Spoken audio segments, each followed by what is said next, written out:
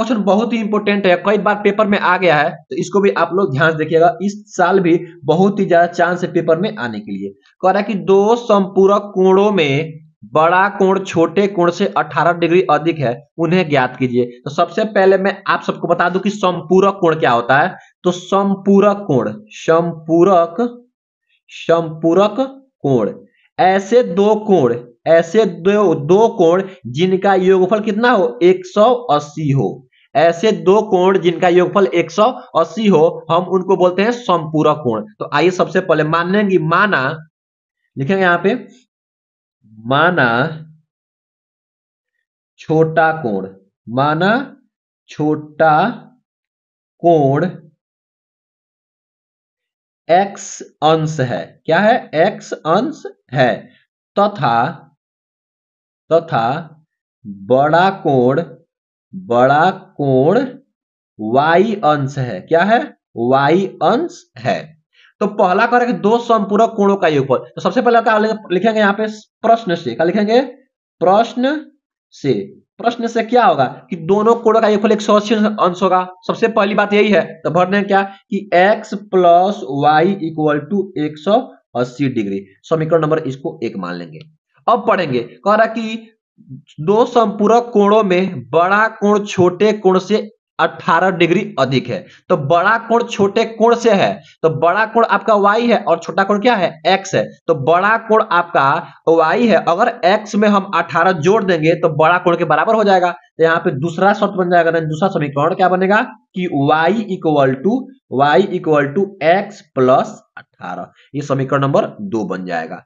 ठीक है, अब देखिए समीकरण 2 से हम लगा देंगे प्रतिस्थापन विधि। तो y का मान समीकरण नंबर 1 में भर देंगे। तो लिखेंगे यहाँ का y का मान समीकरण 1 में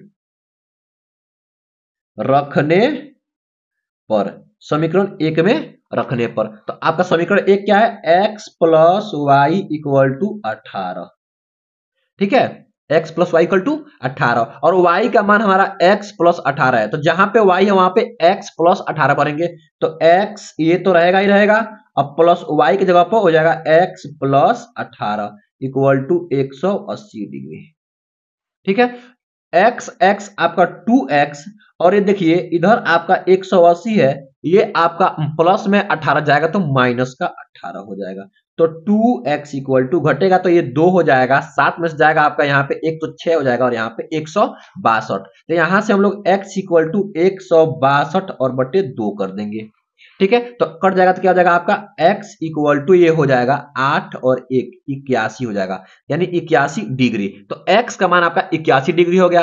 अब x क्या है, आपका छोटा कोण है, तो हम बड़ा कोण भी निकाल लेंगे। तो x का मान समीकरण नंबर 2 में भर देंगे। यहां लिखेंगे क्या, x का मान समीकरण 2 में रखने पर, समीकरण 2 में रखने पर। तो समीकरण 2 क्या है आपका, तो समीकरण 2 है आपका y equal to X plus 18। तो y इक्वल टू x का मान कितना आया था, तो x मान देख लीजिए यहाँ पे आपका 81 आया था, हम 81 भर देंगे यहाँ पे। तो 81 अब प्लस आपका 18, तो y इक्वल टू ये हो जाएगा आपका 99 डिग्री। तो यही आपका क्या हो जाएगा, आंसर हो जाएगा।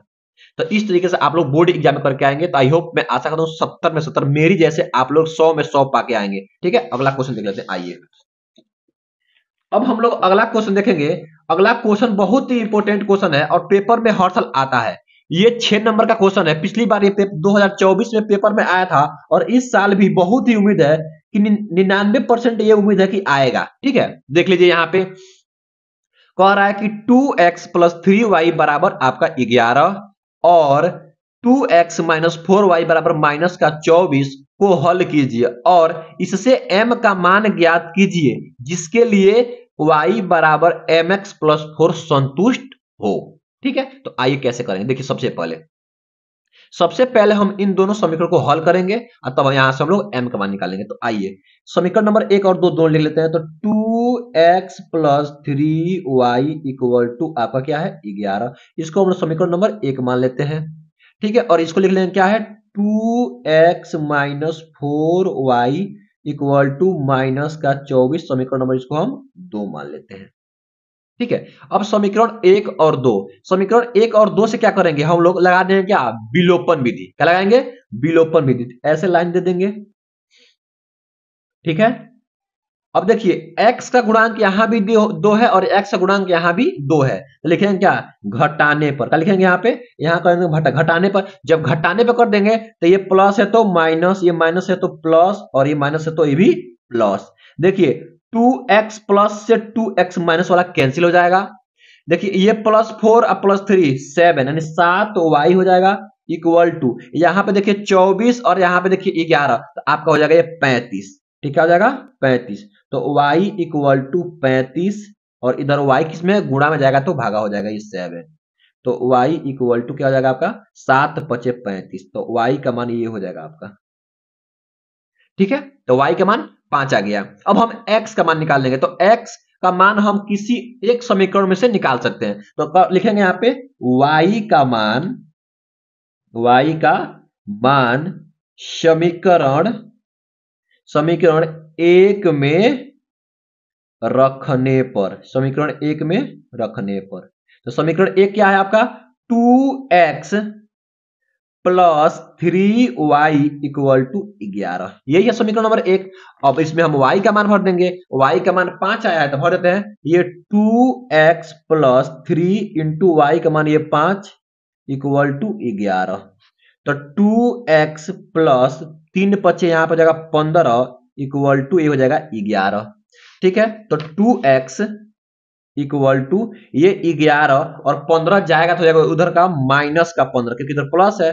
तो यहां देखिए तो हो जाएगा आपका 2x इक्वल टू, ये घट जाएगा तो माइनस का 4। ठीक है, तो x इक्वल टू माइनस का 4 और बट्टे 2 हो जाएगा, क्योंकि इधर गुणा में है, ये कट जाएगा। तो x इक्वल टू माइनस का 2, x का मान माइनस का 2 आ गया और y का मान प्लस का 5 आया। अब हमको क्या निकालना है, पूछ रहा है क्वेश्चन कि m का वह मान ज्ञात कीजिए जिसके लिए y बराबर mx प्लस 4। लिख लेंगे ये समीकरण कि y बराबर आपका mx प्लस 4।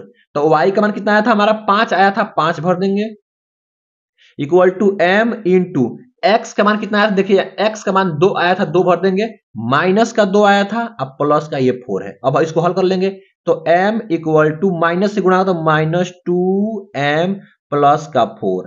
ठीक है, ये देखिए प्लस से जाएगा तो माइनस, तो 5 माइनस 4 इक्वल टू माइनस का 2m। ठीक है, अब देखिए घट जाएगा तो केवल 1 हो जाएगा इक्वल टू माइनस का 2m। हमको m का मान चाहिए तो m इक्वल टू माइनस 1/2 हो जाएगा। तो m का मान माइनस 1/2, यही आपका क्या हो जाएगा, आंसर हो जाएगा। तो इस तरीके से आप लोग इसको बोर्ड एग्जाम में करके आएंगे।